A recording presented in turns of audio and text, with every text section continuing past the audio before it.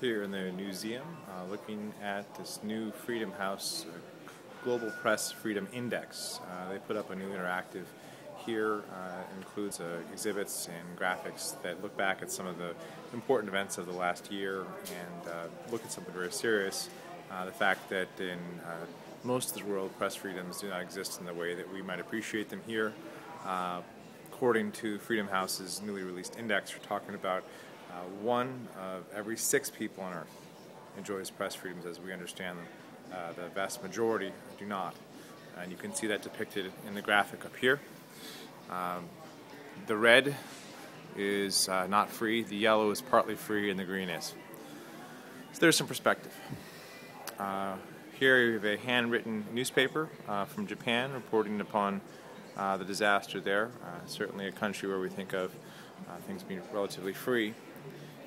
Here, Egypt, and showing the influence of social media. There's a tweet from Anderson Cooper looking at the government crackdown targeting the press, and then pictures from Tahrir Square, pictures of Lara Logan, of Christiana Manpour, focusing on Japan, the impact of the tsunami, the nuclear crisis that followed.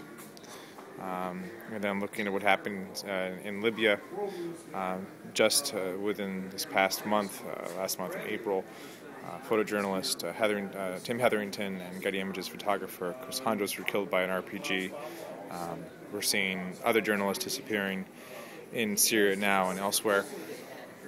The reality of press freedoms there are very different.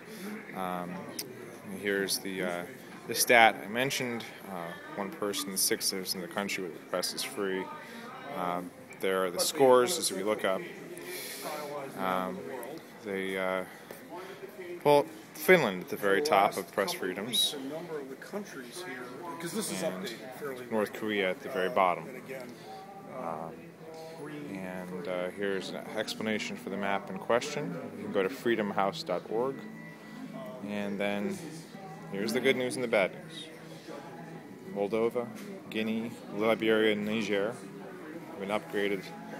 Egypt, Honduras, Mexico, and Thailand have been downgraded.